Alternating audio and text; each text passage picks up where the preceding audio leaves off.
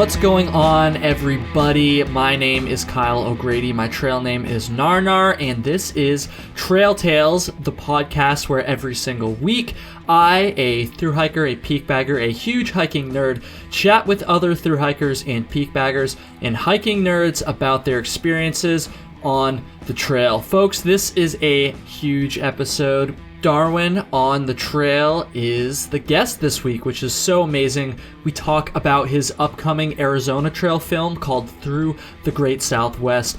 We talk about his media company called The Outdoor Evolution, and make sure you listen all the way until the end of the episode because Darwin tells a story which might be my favorite end of episode story that's been told so far on Trail Tales, which is really, really cool, and it was just, it was such a pleasure. Darwin, when you hear this, dude, thank you so much, and I would love to do it again soon. If this is your first time listening to Trail Tales, well, first of all, welcome, and second of all, I hope you enjoy the episode, and if you do, there are 59 other episodes that you can go back and listen to now. I've had a number of other hiking YouTubers on, including IBTAT, Syntax77, Frozen from Outdoor Adventures, just to name a few, and then of course I've had plenty of other guests on that have done amazing things on the trail, just like all of those folks, except they just don't have cameras. And so if you want to hear about some more crazy adventures from other hikers and you want to learn about some trails that you can thru hike that you might not have heard of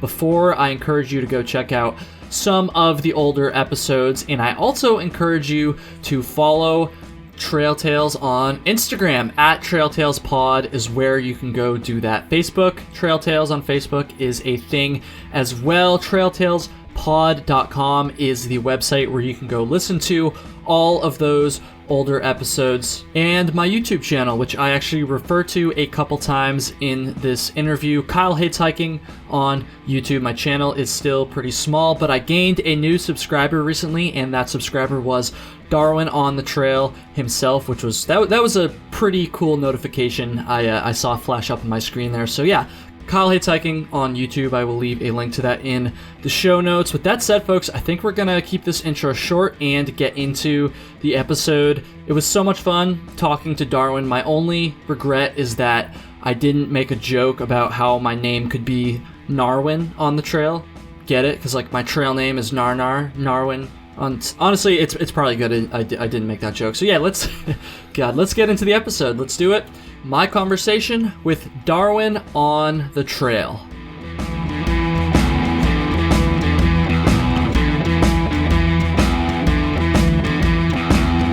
What's going on, man? This is a pretty big accomplishment for Trail Tales. I'm pretty stoked about this. Nice. Yeah, me too, man. Thanks for having me. Dude, no problem. Like I was saying when we talked on Monday, it's like when I was first starting, or not even starting, when I was first like envisioning this podcast, when I was still on my Appalachian Trail thru hike in 2018, I was like, okay, well, who can I get for guests? And like, obviously the first people that came to mind were like my friends and the people that I like know personally that are hikers. Yeah. And then after that, I was kind of like, well, who else? And the obvious like answer there, if you're someone who pays attention to like hiking social media and YouTube and all this stuff, are like the popular YouTubers, yourself and Dixie and a bunch of other people. And so I kind of always had that idea in the back of my head, right? And it was always just kind of like, okay, well, that's like way off in the future. Like if I even like start this podcast, if I even, make a bunch of episodes and feel like I'm ready to interview somebody like that, then maybe I'll get there. And the fact that we're doing this right now and I am not nervous at all and I'm just super stoked about it is pretty cool, man. So yeah, dude, yeah. I'm very, very excited. Well, thanks for having me. But you can't call me a YouTuber. I don't dig the term YouTuber, man. Did I call you? And that's the thing. I listened to your podcast with Emery. So everybody listening, by the way, you should go check out Emery Byland podcast. He was a guest on the show not too long ago. Yeah, actually, and he did an interview with Darwin. I want to say it probably came out like a month ago now, maybe a month and a half ago, something like that. I think about then. And I almost want to, I don't want to say this is going to be like part 2 of that because fucking Emery is way better at this stuff than I am. But like, this is going to be like an extension almost. I'm going to try to kind of build off of that conversation. So everybody should go check that out. I'll probably throw it in the show notes as well. And in that interview, Darwin said he did not like to be referred to as a YouTuber.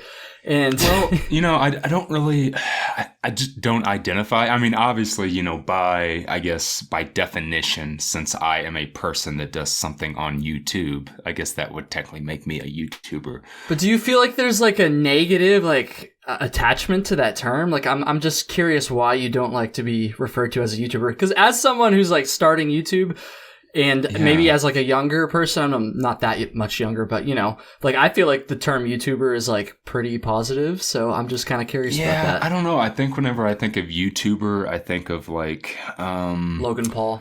Yeah, or like PewDiePie or something. And like that's not what I do, right? Like I'm just a hiker. I'm just a guy who talks about gear every once in a while, and I just happen to do it with a camera. And obviously the place that I happen to use to post that media is YouTube. So I guess in all fairness, technically I'm a YouTuber, but I've never been one that's been big on labels. I don't dig labels. A lot of people want to say like, oh, like, so you're a photographer. I'm like, no, I'm not a photographer at all. Well, don't you take photos? Yeah, but I would never consider myself a photographer. Same with videographer or filmmaker or any of those labels. I don't know. I've just never been one. I guess I've just never been one for labels. I'm a very non-conformist, sir. So there you go. Well, What are you then, Darwin? If you had to pick a label in terms of all this stuff that you've created, or even just as a hiker, like what would that label be? You just said it. Like Creator. I think any. See, I kind of knew the answer to that question. Yeah, but I wanted think to get it out there. If I'm going to own up to anything, I think it's being a creator, and I think that we're all creators. I think that human beings, in general, are creators.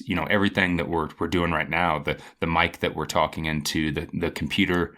The Wi-Fi connection that we're using to have this conversation, it was all created by somebody, and it didn't exist before, and they put it out into the world. And that's kind of like a big thing for me. No matter what I'm doing, I owned a restaurant in the past. Created food for people. I owned a recording studio for a while. I created music. So I've always, I think if I was going to identify as anything, it would be a creator over anything else. Just because I don't like putting myself in a box. I know a lot of other people do, but I don't look at it that way. I've never really thought of it that way. It's interesting, man. That's interesting. Yeah. Real quick, because you mentioned this during Emery's podcast as well. What kind of music were you playing? Playing or recording and producing? Well, I'm assuming you were a musician as well as a producer. So growing up in high school, I was actually in a punk band. I played lead guitar in a punk band. Okay, what kind of punk here? Because I am someone who listens to like some of that stuff, so I'm just kind of curious. It was a little bit of dirt punk, but a little bit, a little metal kind of style mixed in. I'm trying to think of something to compare it to. I honestly can't think of the sound to compare it to. It was definitely like trash punk. It was very garage rock. Nothing sophisticated. It wasn't political or anything. Not that type of punk. Gotcha.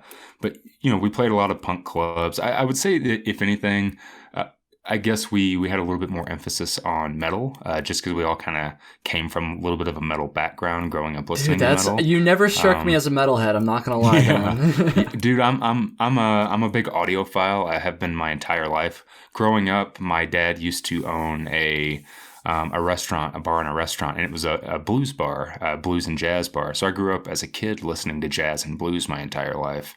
And then, getting a little bit older, when I started getting into skateboarding and stuff like that, that's whenever the punk and the metal kind of started to come into my life. And yeah, I'm a super, super, like, I think, I've heard other people talk about it, like, what are your top 5 songs on your iPhone's iTunes playlist? Spotify Wrapped or whatever. I'm not a Spotify guy, but I think that it would confuse most people because I'm crazy eclectic when it comes to music. I will literally listen to just about anything just because, I don't know, I find even music that I wouldn't 100% identify with, I have a lot of respect for because I think, again, it kind of wraps around to what I said before. It, somebody creating something and putting it into the world and that thing influencing someone or inspiring someone, I think is amazing. No matter how you're doing it, if you're reaching one person, like don't want a hardcore name drop or call somebody's favorite band out, but ICP is a really good example, right? Insane Clown Posse. I'm not a fan. I could care less about it. It annoys me, but at the same token, I respect the hell out of those guys because, look what they've done. Like, it might be goofy to me and it might be goofy to somebody else or maybe even offensive, but they've created their own subculture. There's people that like literally get married in like clown makeup. I've never understood that shit, dude. I've never understood that. So with that point being made, like, I respect anybody that's putting themselves out there and kind of like taking that risk of creating something and putting it into the world. So, and that's where, I'm a massive music fan of just about anything. I think I can find a little joy in everything. Mm-hmm. So yeah, definitely metalhead, big hip hop fan. I don't like a lot of like the, hardcore gangster rap or any of the new like mumble rap, but love some like classic hip hop, really into Run the Jewels. Love those dudes. So yeah, I'm pretty crazy eclectic music fan. I think this is the first time anyone's asked me about my music. Dude, taste, like I said, when I was listening to your conversation with Emery, I was just kind of curious about it because like I love music as well. I wouldn't call myself a musician, but I dabble with guitar a little bit. I can play like a couple chords and stuff like that. So I'm really into it. And honestly, music like played a pretty big role in my thru hike, honestly. And it has in my life for years and years now. Just like I get nostalgic, right? So for instance, just today, same. I was listening to an album that came out on my thru hike, towards the end of my thru hike. Nice. And as soon as I heard that, it's an album called Proper Dose by The Story So Far, like a pop punk, like punk band. Okay. And as soon as I heard that first track, I was like, I remember I was sitting in the hostel in Monson when I first heard this song, and I listened to it all throughout the 100 Mile Wilderness. If you listen to music that way, I think that would make you an audiophile, because that's how I listen to music. Like, I make a connection with. I used to be from when I was a kid up until 5 years ago when I went off to do the AT. I was a massive record collector. When I was a kid, my mom was really into vinyl, so I used to go to flea markets and thrift stores digging for records with her. When I was a little kid, she was a catalog collector, so she collected file. Do you know what that means? Like, you collect. Not really.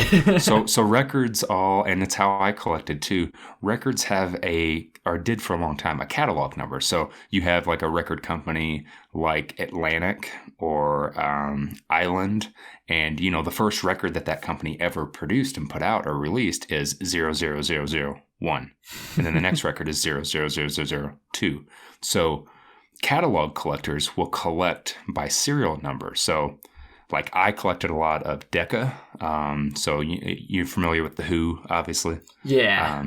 So The Who was on Decca. So I collected a lot of Who, but I also collected everything around Who. So if like, the album Quadrophenia by The Who was like 1258, like I wanted to have 1259 from Decca, even though it wasn't The Who. So I was a big catalog collector. So, but I guess the point I'm trying to make is how I connect to music is exactly what you're talking about. I know whenever I hear a song, I get nostalgic because I can remember what record it came off of, where I was at when I bought or found the record, how much I paid for it, what I was going through. Which is really wild. So I think like, connecting music like that I've always been a big thing. And if you collect and you listen to music that way, I think you're an audiophile, sir. Yeah, man. Well, shit, I learned something about myself today. Yeah. That's good.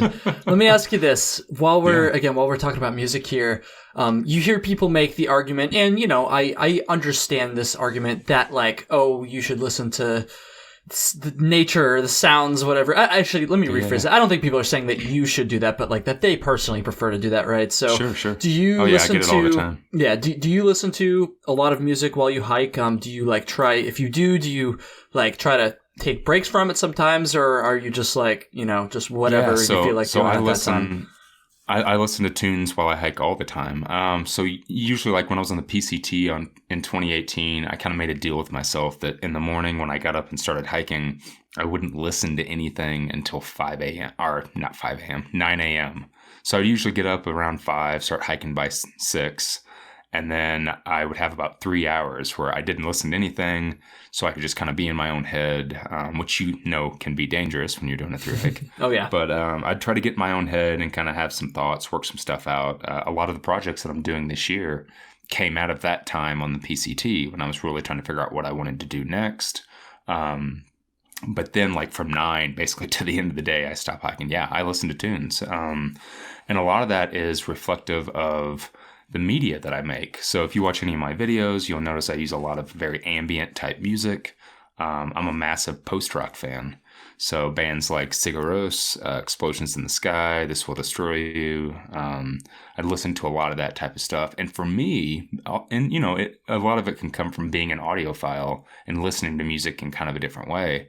It actually enhances my experience, right? Because whenever you hear the right music, especially something like the stuff I listen to a lot, post-rock, it's very atmospheric, right? So when you're out there and you're looking at a tree or you're looking at this amazing sunset,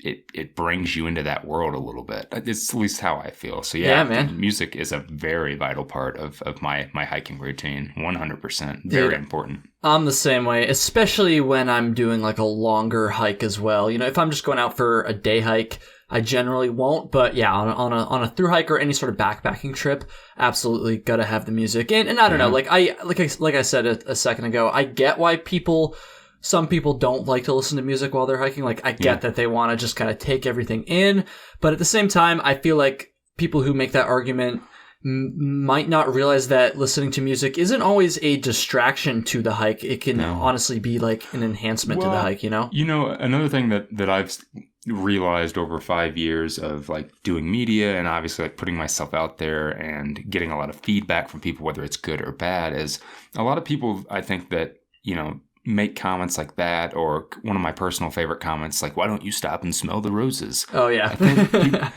I think that people that make those assessments or think that maybe like someone doing, big mile days or eating a certain food or listening to music, whatever it is, have never experienced something like a through hike or any long distance hike where, the reality of it is, as you know, like it's amazing. It's amazing to be out there, but a lot of times it's mundane as hell. Mm-hmm. Like you're just doing the same thing every single day, every hour for months. And I don't care what you do. Like if you do it every day for months, it gets boring. It just does. Man. So doing something like listening to music or doing something like challenging yourself to hike like, 40 something miles in a day, or one of those goofy like McDonald's challenges or something like that. Like it's kind of livening it up. It's spicing up that mundane thing. Exactly. So, yeah. I think that's a big part of long distance hiking. I think any long distance hiker kind of could probably, relate to that. Yeah, something like music is vital because you stay in your head long enough, man, bad things are bound to happen. Yeah, as much as it sucks to say, it's definitely true. Yeah, it's just part of it. Well, Darwin, if you don't consider yourself a YouTuber, or excuse me, you don't refer to yourself as a YouTuber. I don't refer to myself as a YouTuber, yeah. Or will you shortly be referring to yourself as a filmmaker? Because, dude, we got to talk about this AZT film that's coming out soon. I don't know. Like when I think of a filmmaker, I think of like Martin Scorsese, Quentin Tarantino, like I'd put you on that level. I don't know. No, don't put me on that level. Good Lord, don't put me on that level. So no, I mean I just think again, like, this is I'm making a film. I'm in the process of finishing and making a film, and I want to continue to make films, but I don't know if I would still like classify myself as a filmmaker. Like Martin Scorsese's a filmmaker, right? He makes films. That's all he does. He just makes films. I'm sure he's a great husband and a great father and, a good friend, but he is a filmmaker. That's what defines him. Where myself, I'm a hiker. I'm, a filmmaker. I guess I'm a YouTuber, if you want to put that in there. Did I just get you to admit it? Yeah, you did. So all the people that were like, this Kyle guy just insulted Darwin at the start of the episode. That's right. So no, I guess that right there is why I don't I don't really like adopt labels because like I don't want to just be one thing. My whole trail name, Darwin, all comes from like the fact that I mean I'm only 34 years old. I've had probably 20 something jobs, multiple careers. I've dabbled in just about everything, like on the art side. I even was going to at one time open a screen printing business where I screen printed concert posters. Nice. Yeah, no joke. I owned all the equipment. I was actually doing it for a while. Jesus. So like I constantly like to learn new things and constantly try to, I tell people all the time, I don't ever want to what's the word I'm looking for? I don't ever want to master anything ever. I want to constantly keep learning because I think like once you master something, you kind of hit this ceiling. And then myself, once I figure something out, I kind of get bored with it. I'm kind of like, all right, well, time to go learn something new. And I don't ever want to do that with like the things that I'm passionate about, like with long distance hiking, with, making films, with taking photos. I don't ever want to reach that point where I'm just like, I'm done with this. This isn't fun anymore. So I guess that's the long answer to why I don't like taking the labels, because that puts myself in a box, and I hate being in boxes. I hate it. Can't stand it. So, well, yeah, dude. So I'm hopefully sure that's not too deep. Oh, dude, it is. It is not deep enough. I've got a feeling that this entire episode is going to be deep, but I do want to take it back just a step. Yeah, the film, sure. Yeah, the film. I want you to give like the overview of this film. I'm sure most people listening, like, at least have somewhat of an idea. I'm sure a lot of people also know pretty much everything that you're about to say, but just for those that might not be as familiar, why don't you just give an overview? Yeah, give an overview of what this film is. Yeah, so I mean, I've spent the last 5 years of my life, and accidentally, it was never planned, telling my story to people. Whether it's my opinion or my hikes or my photography or videography or whatever. I've been telling my story for 5 years. I've been literally once a week putting my face on a camera and telling people my story, no matter what it is. And I kind of got to a point when I was on the PCT in 2018 where I thought a lot about that. And I thought about kind of what we were talking about, like, I'm starting to hit the ceiling. Like, I'm starting to get to that point of like where I know how to do this. Like, I know how to talk to people about gear. I know how to make a trail video. I know how to do all these things within the culture that I really love, which is the long distance hiking community. And I don't want to hit this. I don't want to get to the point to where I get burnt out. I don't want to get to that point where it's not fun anymore. It doesn't inspire me. So like I do with everything, I decided to go left field. And I was like, you know what? No, I know how to use a camera now. I've made connections with trail communities and trail associations. I have a passion for film. I love telling stories. I'm a storyteller, just whether it's my own story or someone else's. So I decided to take this platform that I've somehow built from all you crazy people that want to watch me talk about backpacks, and use that for good and use it to kind of amplify someone else's voice and someone else's story. So I made the decision that I wanted to go out and shoot a documentary film about a community, about an association. And I racked my brain for a little bit trying to figure out what I want to do that on. And, I love the AT, I love the PCT, but my God, there's so many of those, right? Like we've all heard those stories. Of course. Especially if you're in the hiking community. But there was this trail that back in 2016, I went out to bike pack for the first time and stepped foot, or I guess wheel on it, which was the Arizona Trail. And on that trail, I discovered a lot of things about myself. I tell people all the time, every time I do a hike, I do it for a different reason. And every time that I'm on a trail, I get something new out of it. And one of the things that happened when I was on the trail in 16 on the AZT was I didn't really know what I wanted to do. I had the YouTube channel, but I was kind of burnt out from hiking, to be honest. I just got off the AT in July. I went out there in October. I was ready to not hike. I was ready just to be on a bike and do something different. And my YouTube channel almost went a completely different direction. I was wanting to make bike media. I didn't want to make hiking media. Really? I want to talk about Interesting. Yeah, I mean, if you go back to 2016 and look at those videos, you'll find a bunch of videos about bike packing.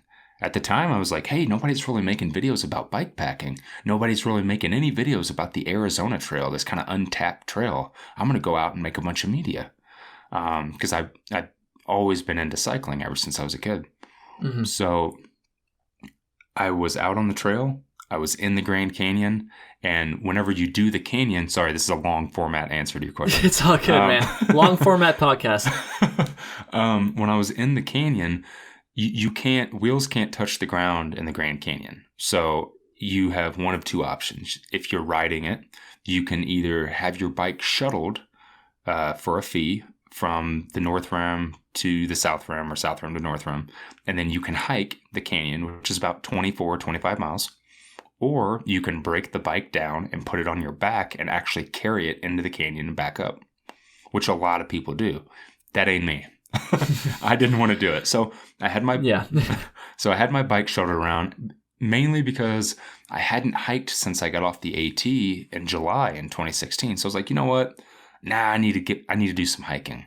And man, when I was in that canyon, being connected back to the trail, being in my own head, I started having a lot of different thoughts about what I was doing, where I was going with things, what I wanted to continue to do. And my love for hiking, my love for the trail was kind of reborn. And then not only did that happen, I made the decision when I was in the canyon, when I get off of this trail, when I finish up with the Arizona Trail, I'm going to go back to Albuquerque. I was living in Albuquerque, New Mexico at the time. I'm going to buy a camera, a nice camera, a good mic, and I'm going to commit to making one video every week, every single week. And I picked Thursday. And I've been doing it ever since. So, dude, that's so crazy. Yeah. So what happened was I was coming up the South Canyon wall, and I was about a mile and a half from the top, and I stepped off a rock the wrong way, and I tore my meniscus in my right knee. So I ended up having to get off the trail. And when I decided that when I got back to Albuquerque, I was going to take the money that I had saved for the rest of that ride, and I was going to invest it in getting that camera, getting a tripod. And that's when all this started. So I've always looked at it as the Arizona Trail is what gave me the gift that I now have of being able to share media with people and being able to stay committed to it. So instantly my focus went to, if I'm going to tell a story, I want to talk about the Arizona Trail because I have a personal connection with it. Right. So I want to talk about other people's personal connections with it. I want to talk about Dale Shewalter, who was the founder, the man who envisioned it. I want to talk about the communities that surround it, everything that encompasses this amazing little 800-mile trail. So the beginning of this year, we're into a new year. The beginning of 2019, in February, I started production on a documentary film about the Arizona Trail. And in, a little over a month, I premiere that film in Flagstaff, Arizona. Which is freaking awesome, dude. I wish I lived down there. Like it would be so cool because just for reference, a few weeks ago I went to a skiing film here in Burlington because obviously skiing's huge here. And the whole time I was sitting in this theater and I was just thinking like, man, like I love skiing, but if this was a hiking film, it'd be like even cooler. And so like I wish I could be down there in Flagstaff. That sounds like so awesome. That's gonna be sweet, man. Yeah, it's been an amazing year. You know, what I really wanted to do for 2019 was not just do that. My whole goal for 2019 was I've spent 4 years kind of in my own bubble. You know, I make a video, I do a hike.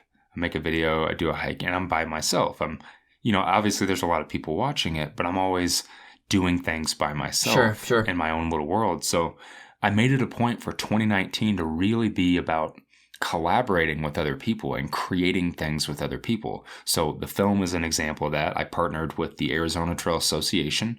They were a massive help in giving me tons of archival information, photos, video, spending a lot of time with them, interviewing certain people that played vital parts in the trail's development. And then I also decided to partner with a couple other hikers that I've worked with throughout the year to help me film.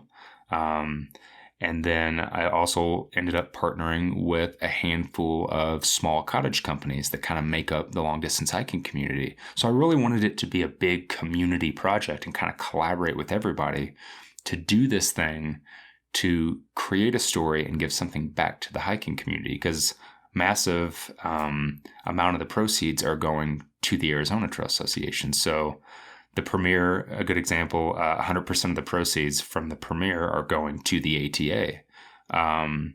Whenever we release the film online, 50% of every download will go to the ATA. So it was, by the way, the ATA is the Arizona Trail Association. Which is weird because you would think the ATA would be like the AT, but totally yeah, right. I confuse the hell out of people every time I say that. And then, also doing a lot of other trips, creating media. I've done a bunch of collaborations and YouTube videos this year. So that's really what 2019 was about for me. And then to be able to stop and look at the end of the year, which we've now surpassed, to look at, okay, do I want to continue to make media about me and film me and talk about me? Or do I want to make it about other people? Right, right. That's where I'm at. I mean, I love being able to use, again, the platform that everyone's helped me create by just following me and watching my stuff and supporting me over the last 5 years. But I want to use that platform to shine that light on other people and create something bigger. Because to me, that's what long distance hiking is all about. I mean, the hiking's great. The mountains are beautiful. But it's the people. It's the community that makes long distance hiking so amazing. It's what made me fall in love with it back in 2015, and it's why I'm still in love with it today. So anything I can do to support that community and help that community, that's always my number one goal. Of course, man. Of course. So as someone who just recently started YouTube and is kind of getting the hang of things when it comes to like editing and filming and all that stuff, like, there's a huge difference between making the, like, top 10, like, backpacks for whatever videos on YouTube and making, like, a film about a trail and, having all these different aspects. So I'm just curious. So you decide to create this film. Like, you've made up your mind there. What is, like, step one for making that happen? Like, what's the first thing, like, the first actionable item that you did?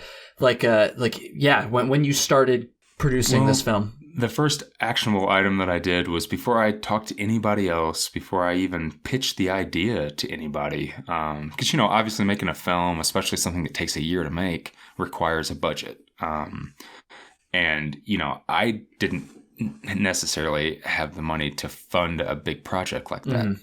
So I would obviously have to reach out to get some people to support the film.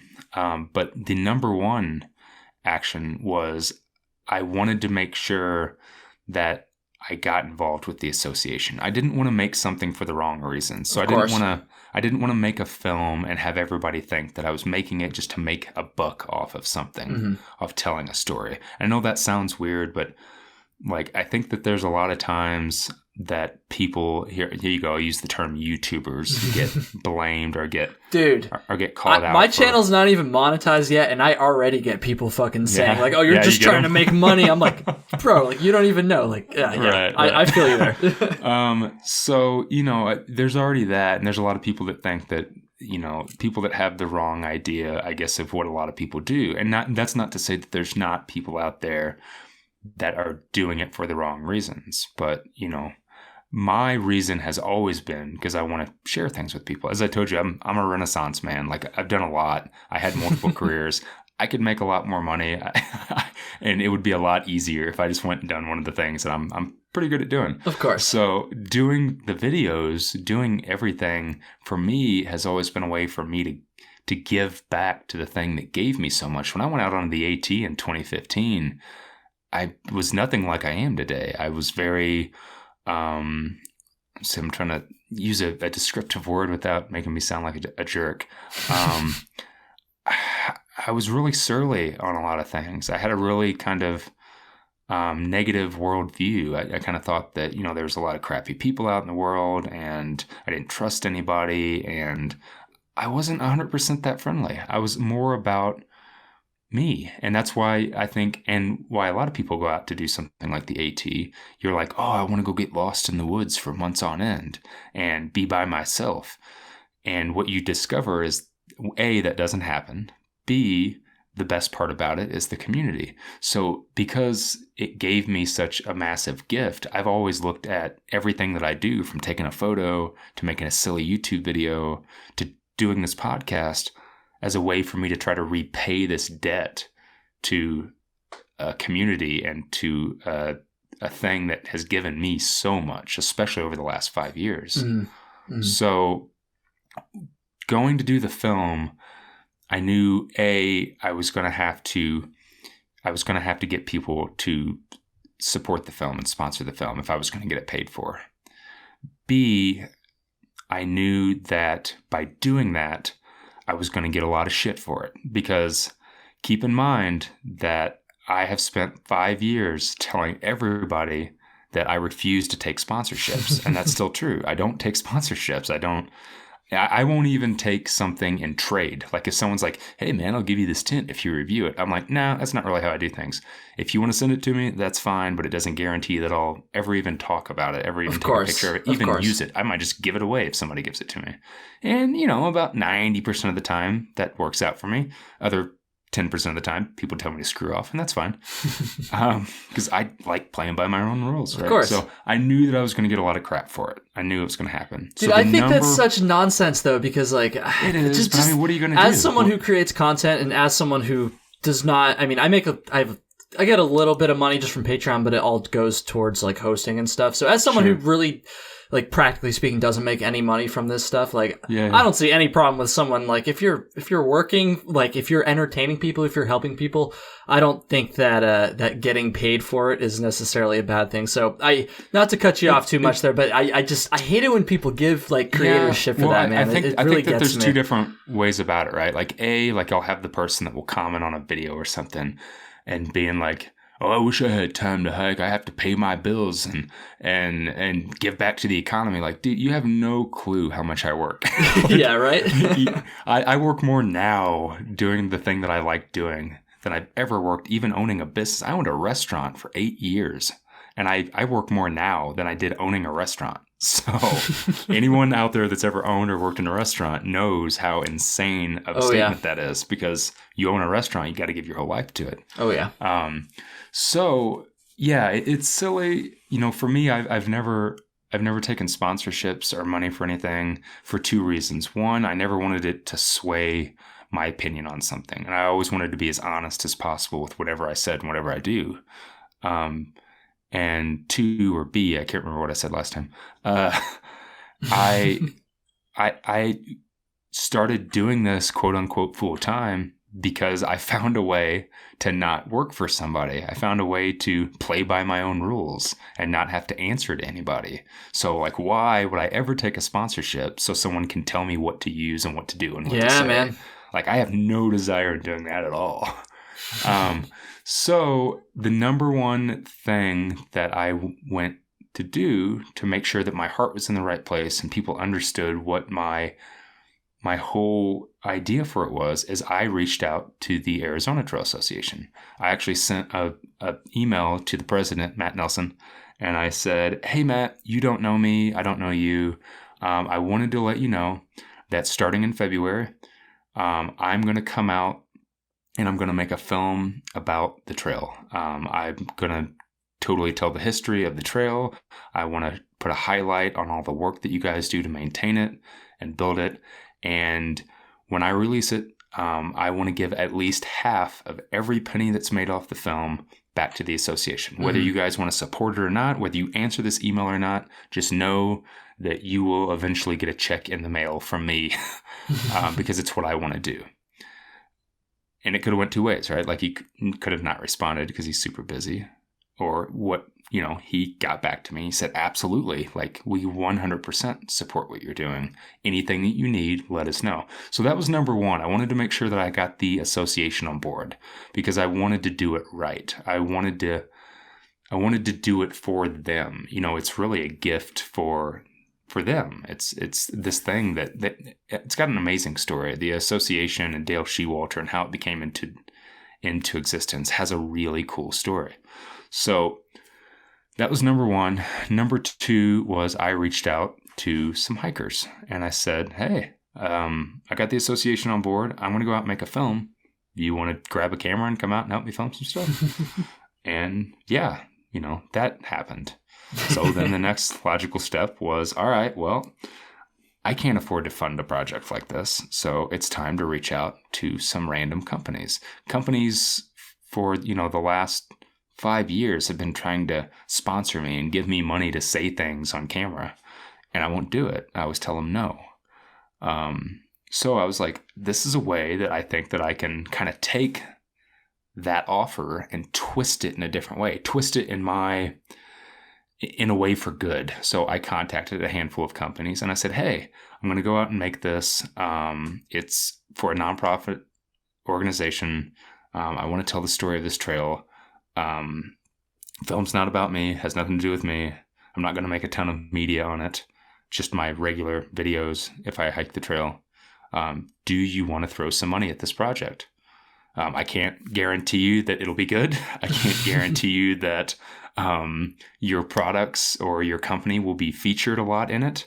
But would you like to support this thing that I'm trying to do? And yeah, they did. Which is awesome. Which was amazing. Yeah. And I'm so grateful for that. I'm so grateful that, this association, these other hikers and these companies could see the project that I was trying to do, realize that we could all make this community thing together and give back. The long distance, there's a lot of companies and a lot of hikers, me included, they get a bunch of guff. People just don't like stuff. I don't like hyperlight mountain gear. I don't like Z packs, whatever. But the reality of it is all of us kind of create this ecosystem of the trail community, right? Hikers can't hike the trail without the association building it and maintaining it. Hikers need backpacks and need tents and need these things that these cottage companies, I always say cottage companies because I'm a big supporter of cottage companies, because a lot of the cottage gear companies were started by hikers. They were started by people that wanted to make gear for themselves and their friends. And I think that that's super cool. It keeps it homegrown. And their gear is usually just better too. In my opinion, at least. I think that's subjective. I one thing that you'll hear me say a lot in videos and stuff is I don't think there's any perfect gear or anything like that. But for me, it's more I know I can pick up a phone and I can have a conversation with the dude who's making my backpack. And to me, that's super cool. That's homegrown. That's what the community's all about. So because we are this big ecosystem of hikers use the gear on the trail that the association maintains, that's what I wanted the film to be. I wanted it to be this big collaboration between what I consider the community, every aspect of the community. And yeah, luckily I got away with it.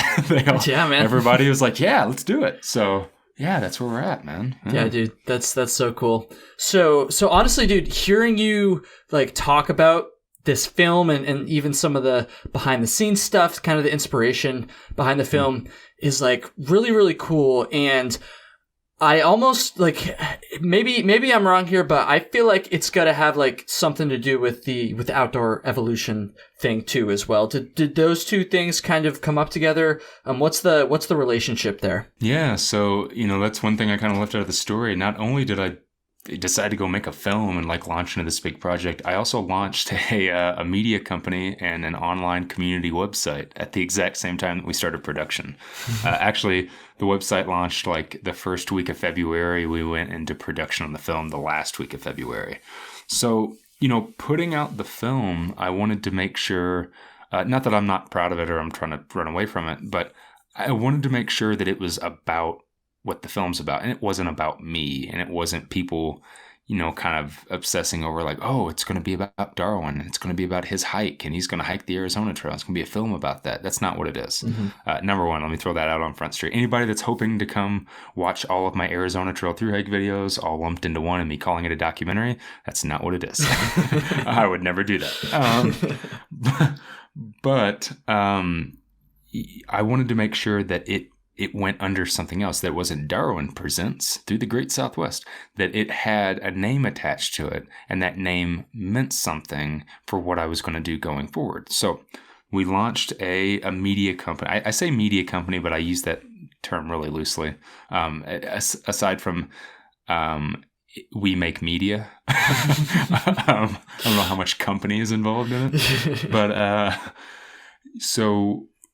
we launched this site called Outdoor Evolution. It's theoutdoorevolution.com, and a little tongue-in-cheek, like, the revolution, the outdoor evolution. So we launched it because not only did I want to create this film to put a spotlight on something else, but for the last 5 years, being out on so many trails and being connected to the community, as you know, there are so many amazing creative people in the long distance hiking community, from photographers to people that are writing books, doing blogs, people that are podcasting like yourself. There's a ton of people that I've always found that the trail is really great for bringing out people's creativity. I mean, a good example is me. I never thought in a million years I was going to turn a camera on and sit in front of it and talk. I can't agree more, honestly. Like, right? my regular listeners have heard this before, but like, I don't know if I would have started this podcast if I hadn't thought of the idea and committed to the idea while I was literally in the middle of it through exactly. So and I totally feel you there. That tells you right there that, like, that's yet another gift that the trail gives you. Like, it gives you a lot of gifts. It can totally change your perspective. But I think one of the biggest things it does is it takes people and it brings their creativity out. Now, whether that's out of boredom of hiking and doing the same thing for 6 months, or whether it's just it inspires you. And dude, I almost feel like it's passion. just from being deprived of the opportunity. Because, like, I was in college and I was busy and stuff, but I mean, I had access to a computer. Hell, I had access to the entire Adobe suite for free, like, because of being a student and stuff. Dude, I know, right? And so, like, I had, like, access to all this stuff, but it wasn't until I was, like, in the middle of the woods, on month 2 that I was, like, finally able to make myself commit to actually, like, wanting to start something like this. So I don't know. I at least for me anyways, like, being deprived of the ability to be creative like that, I think almost like spurred even more creativity, if that makes sense. Yeah, that's a great point. I think that, it's amazing what it can do to your whole thought process. It can make you think about, what you really need in life. It can make you think about money, family, relationships. But I also think it just inherently brings out this creativity. So because I've met so many amazing people, and maybe they haven't gotten as lucky as I've gotten, and I say that because a lot of people want to be like, oh, your YouTube channel is really successful because you're really good at it. Not really. Like, I got lucky. It's got nothing to do with, like, talent. Like, I just point a camera at myself and talk about backpacks. Like, that's not a talent. I think you're being modest. I think you're being modest. So, because there's so many people that don't have that platform, I wanted to create a space online, a website, to highlight those people, to write articles about, to give a soapbox, to be able to be like, yeah, I know I appreciate that you all like me and you guys want to watch me hike and hear me talk about my thoughts, but check this person out. Like, look at what they're doing. How amazing is this? So that's where Outdoor Evolution was born out of. I wanted to create a website that, allowed people to collaborate with me and post things, and let's put a spotlight on something else that's cool in the community that's not just me and my opinions, and B, as a resource for anybody else that was kind of searching and looking at going into what I've done as being a creator, being inspired to get out and create something and kind of turn it into a passion. So, our big thing on Outdoor Evolution, as you'll see it as soon as you land on the main page, is explore, create, inspire. Like, those are my 3 main things that I kind of live by. So I wanted to make sure that I had this space to be able to do that was separate from my own personal opinions, my own personal hikes, and all that Darwin on the trail has become. Mm-hmm. So that's really where Outdoor Evolution was. Plus, again, like releasing the film, I wanted to have a way to do that and it not just be directly attached to me. So if the film, goes on and lives a life without me, which I hope that it does, I hope that to give it actually I just told Matt Nelson today, the director of the Arizona Trail Association, my plan is to eventually just give it to the association 100% for them to do with it whatever they want to, whether they want to sell it, use it as educational, whatever they want to do with it. I want to give it to them as a gift. So that's basically where OE was built out of, is keeping that as my main driving force with everything that I want to continue to do, and not letting my own personal thoughts and Darwin on the Trail get in the way of that. And a way to also help associations. So recently we started collaborating with a handful of companies that we started doing limited release collaboration project, co-branded products. So we did a beanie, a 100% alpaca beanie with Appalachian Gear Company. That is a small cottage company that makes all their stuff out of alpaca wool. We did 50. We did only 50 of them, and instead of having their logo on it, it has the Outdoor Evolution logo on there. And then we used a bunch of the proceeds from those sales to give back to the Appalachian Trail Conservancy. Nice. So yeah, it's me wanting to do projects like that with hopefully not having all the, if I do that as Darwin on the Trail, everybody will be like, oh, you're sponsored. Yeah. So, which I'm not, but it gives me this. In case you haven't understood that yet, based on this conversation.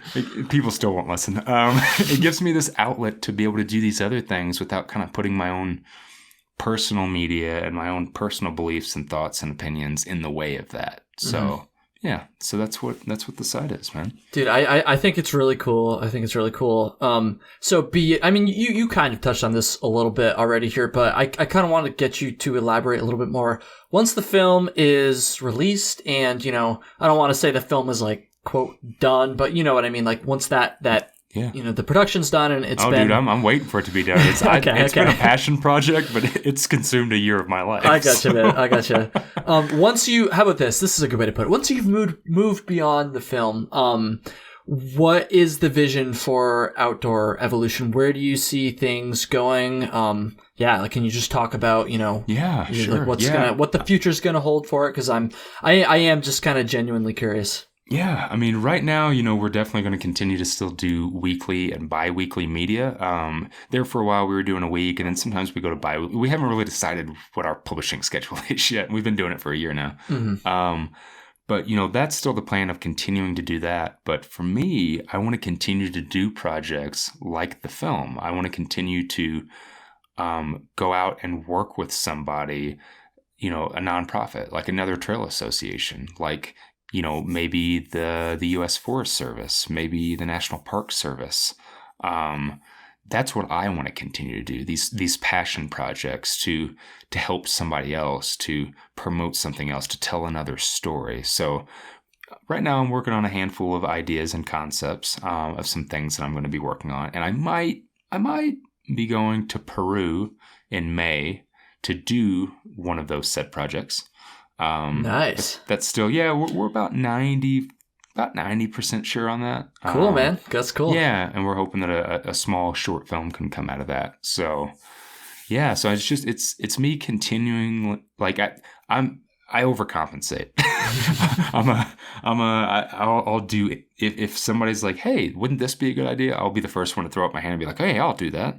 So, which sometimes can get me in trouble. I do quite a bit too much sometimes, but that's, as long as I'm still creating, as long as I'm still inspiring someone, whether it's a YouTube video or whether it's a film or whatever it is, like that is my goal. I think a big, profound thing that happened to me when I was on the PCT in 2018, and I haven't talked a lot about it. I talked loosely, maybe on Imre's podcast. But I've done a lot of stuff in 34 years. And for a long time, I could, never really figure out what I was really supposed to do, what made sense for me to do. Failed at a lot of things, did a lot of passion projects that I didn't really see through, got involved in a lot of things that ended up not really working out. And for some reason, like the thing that I never anticipated being something was creating media. And what I got out of it, what I learned was even my little goofy YouTube videos were inspiring people. It was getting people out on the trail. It was getting people to make that leap and go and pursue something different. And I had this realization on the PCT, and I can tell you exactly where it happened. It was around Mount Shasta in California. And I realized, like, I could go two ways. I can keep being some sort of second-rate Kmart celebrity. There it is. And, I was waiting for it. The Kmart celebrity joke. Yeah, second-rate Kmart celebrity is what I always refer to myself as. I could keep doing that and caring about myself and going to get the quote-unquote triple crown. And because that was the thought process. Like, oh, I'm doing the PCT now, so when I get off, I have to go do the CDT. Makes sense, because that's what you do.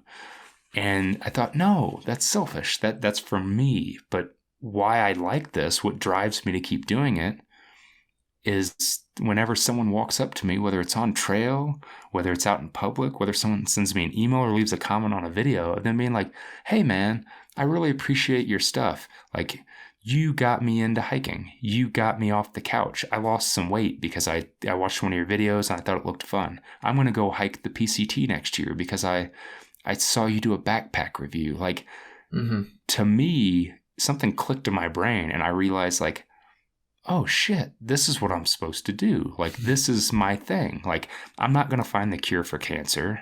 I'm not going to run for president. I'm not going to go land on the moon. I'm not going to change the world that way. It's not in the cards for me. But I found that the thing that I can do that somehow changes the world just a little bit is just inspiring people. And if I can continue to do that, like, I'm doing something right. Like, I have meaning. I've found meaning. And it sounds really deep and maybe goofy to some people because they are just YouTube videos. They are just Instagram photos. They shouldn't mean as much as what they do mean to people. But they do. And I came to that conclusion, and I'm going to hold on to that. I'm going to hold on to it as much as possible and keep doing that until everybody's just like, hey, asshole, I'm tired of hearing you talk about that. Like, I'm going to keep doing it because I get that feedback. I get people that come up to me. And even though I think it's silly whenever someone wants to walk up to me and take a photo with me, because, like, I'm the first person that will, like, grab the camera and turn around and take a photo with them. Like, or talk to them. Like, people will want to come up to me and talk about my hike. Like, I want to talk about their hike. So even though I think it's silly, that means something to somebody for some crazy reason. So I guess that's what my purpose is. I guess that's the thing that I found that gives me passion, that inspires me. It's the people that I'm inspiring that inspire me. Without that, like, I wouldn't still be doing it. And dude, it's honestly incredible. And, you know, we a couple times now we've talked about, like, sponsorships and this, like, negative attitude towards, like, being compensated for your work. I tell people all the time, and I feel like it's something that people wouldn't believe because you start thinking about money and stuff like that. If they decided tomorrow to take it all away, to stop, you know, letting people monetize and stop doing affiliate links with Amazon, whatever it is that, you know, I make a couple bucks off of, I would still do this. I would still do it because my payment is someone telling me that, like, hey, this helped me. You know, this helped me make a decision. This helped me lose weight. This got me off the couch. You're the reason that I'm here. Or, like, the thing that you said is what gave me inspiration to come do this. And, like, that's my payment. That's why I do it. It's not because of the money. The money is making a couple bucks off of it and allowing me to continue to do it. That's just a plus. Like, that's amazing. But even, you know, when I started all of this, whenever it was all going, I still had, you know, multiple jobs. I was working in Albuquerque, still doing it, and, you know, investing all my money into it because it's just something I believed in. Yeah, it's man. Something that's just passion. So yeah, dude, that resonates with me so much because that's where I'm at right now. And you know, if I ever get there, which probably not, honestly, but if I ever do, then I will don't be. Say that, dude, because look at me. Dude, yeah, that's true. That's true. I'm just never in a million years. I'm just yeah. It's, I don't know. It's crazy shit, man. With that said, dude, we're getting towards the end here, and we already burned an hour. I know, isn't it crazy? Whoa. Isn't it crazy? Yeah. So my regular listeners will know I've kind of been on a streak of so I always have my guests share like a story at the end of these episodes, and I've been on a streak of forgetting to remind my guests that that's a thing. So I always feel bad, like I put them on the spot, but I did not forget to remind you. I freaking killed it when we talked on Monday. So even if you forgot, I don't even feel bad. Like No, dude. I did my part. I asked you to have a story ready. So dude, let's hear it. What you got? Yeah, so obviously it's going to be a story from the trail, which I would assume that that's what you want. Yeah. Since it's Trail Tales. Right? Trail Tales, that's right. So this is a tale from the trail. And it's one that I haven't really talked about a lot. I think I've chatted about it here and there loosely. But for some reason, I just decided, every once in a while, there's something that, because I do share so much and I make so much media and people get to watch my hikes and stuff like that, every once in a while, you won't film something. You won't put something, because every once in a while, you just want something to be yours, right?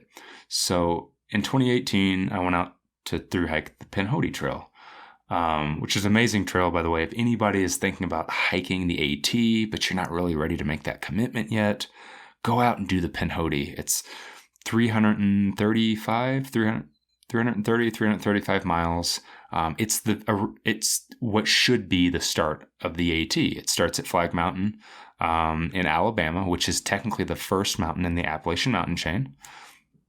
And it connects to the Benton MacKaye Trail 30 miles south of Springer. So technically, if you really want to hike the Appalachian Mountain chain, you start at Flag Mountain, you hike to Springer, and then you continue, right? So I go out to hike it, randomly pick this trail. Now, for years, and a lot of people ask me, like, who are the people who inspire me the most? Who are some of my hiking heroes?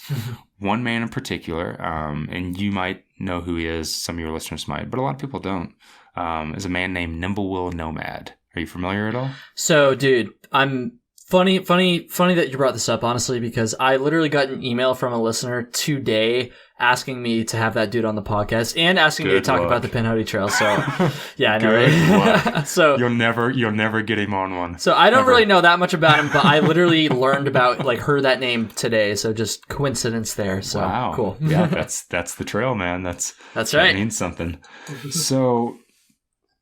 So I've been a big fan of Nimblewill for years. He's an amazing author. He's wrote some really amazing books. He's very poetic. He wrote a book called 10 Million Steps. And it's been out for quite a while, but it was basically this huge trek that he took.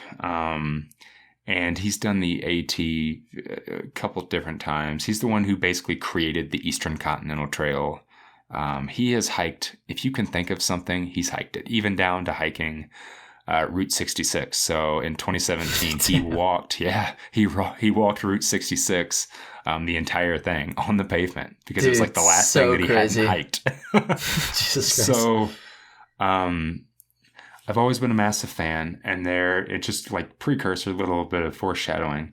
There's a poem that he wrote called Land of the Free, and it's, anybody that's ever heard it, it kind of becomes it kind of becomes a part of you. It is very the whole through hiking lifestyle, and the whole everything that encompasses a through hiker and what we're all about. It's kind of like our prayer. It's what you would read if, like, you knew a through hiker that had passed away. It's the thing that you would read at their funeral. It's deep, right?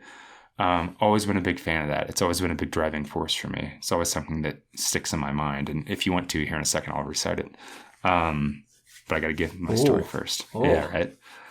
So we go to start the Pinhoti Trail, and it was me and a guy that I had met out on the CDT in 2017. His name's Toasted Toad. And Toad, if you're listening right now, I miss you, buddy. That's one of the best trail names I've ever heard. Toasted Toad, yeah. He's like this 62-year-old man that is from up in New England. He's got hardcore, like, he's from Rhode Island, so he's got that hardcore Rhode Island accent. Oh, yeah. Oh, yeah. So he's got a mouth on him. I met him out on the CDT in 2017 and hiked a little bit with him through the Gila Wilderness and just had this great experience. So I asked him if he wanted to come do the Pinhoti with me. Nice. And so we started together.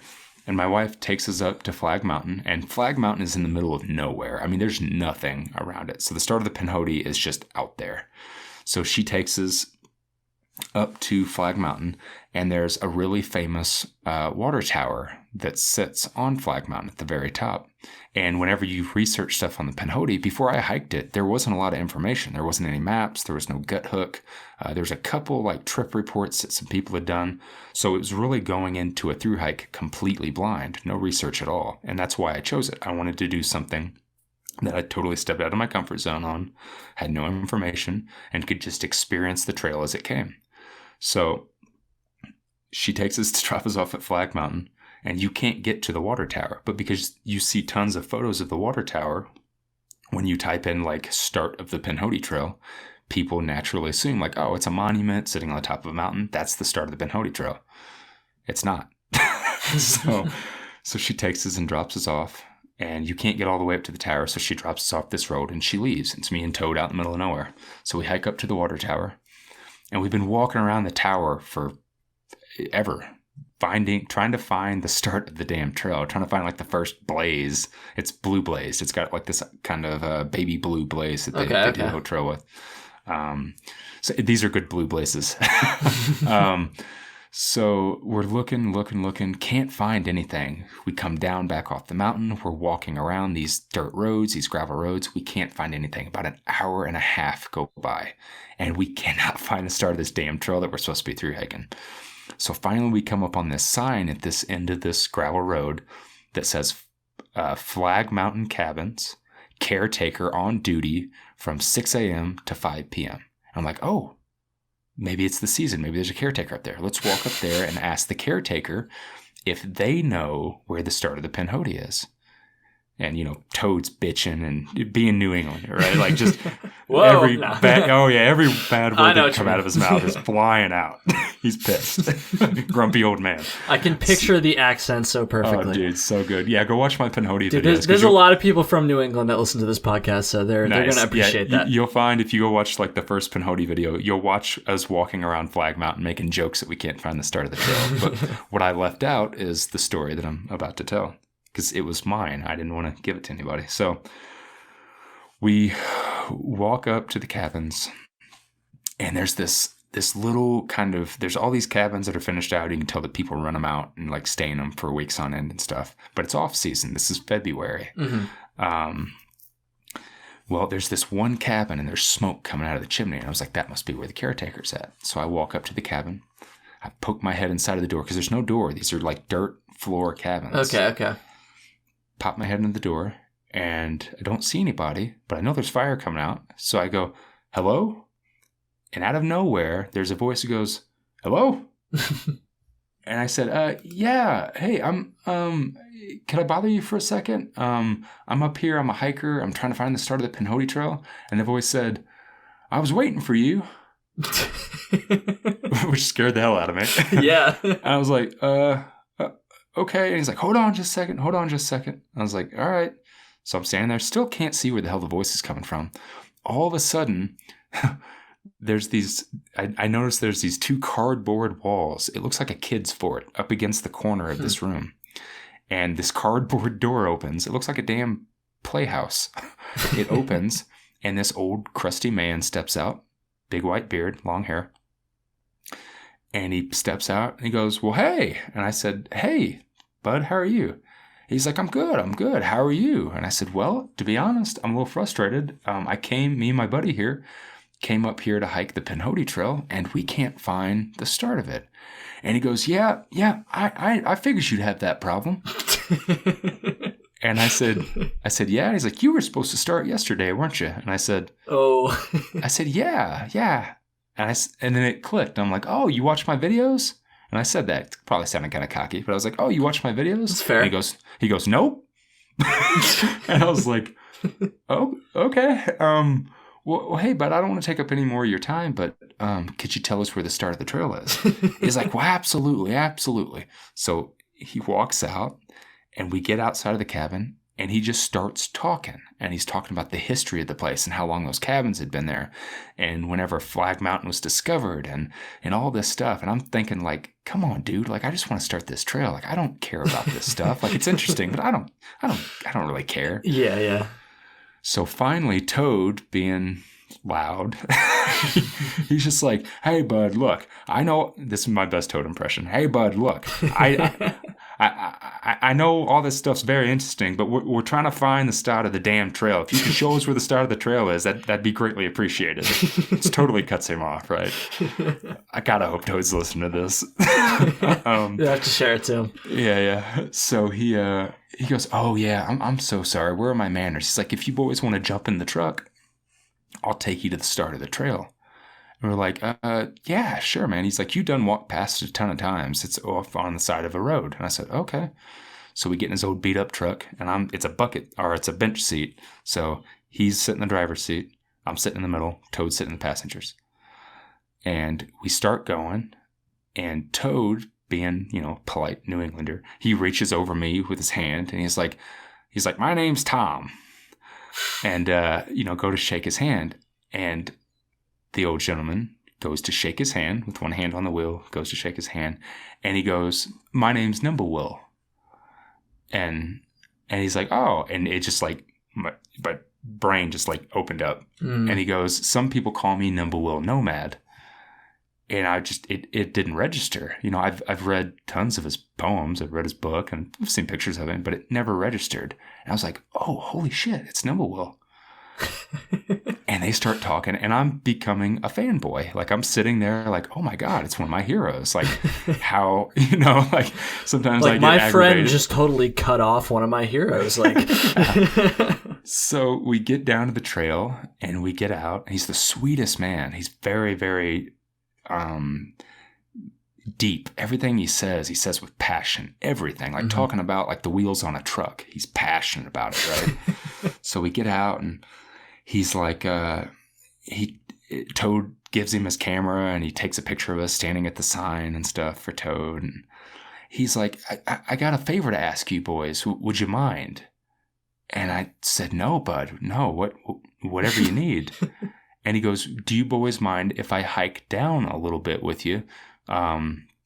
Less than a quarter of a mile down the trail, there's a little registry on a pole, and I just want to make sure you boys get signed in properly." And I said, "Yeah, absolutely. Please start with us." So as we're going down the trail, he's pointing out every tree around us. He's talking about, what this tree is, and this tree, and that tree is this old. You can tell by the size of it. Very educated human being. We get down there.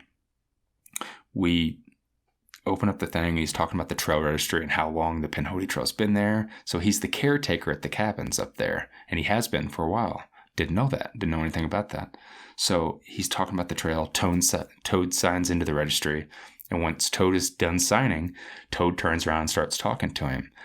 I signed the registry, and in my comment, because it leaves like where you're from, who you are, if you're registered in a trail registry, it's the same thing. And it said a comment, and all I wrote in the comment is I put "never came back." And that's a line from Land of the Free. And I put it in there just kind of as a tip of my hat. Right? Yeah. Shut it. Didn't say anything about it. Go to shake his hand.